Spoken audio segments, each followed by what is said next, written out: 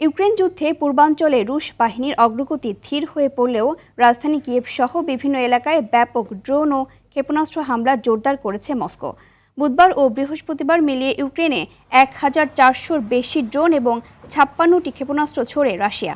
হামলায় কিয়েভের আবাসিক ভবন, স্কুল ও বেসামরিক স্থাপনা ক্ষতিগ্রস্ত হয় এবং বহু হতাহতের ঘটনা ঘটে।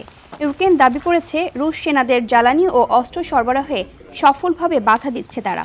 একই সঙ্গে রাশিয়ার তেল অবকাঠামো এবং সামরিক ঘাঁটিতেও পাল্টা হামলা জোরদার করেছে কিয়েভ।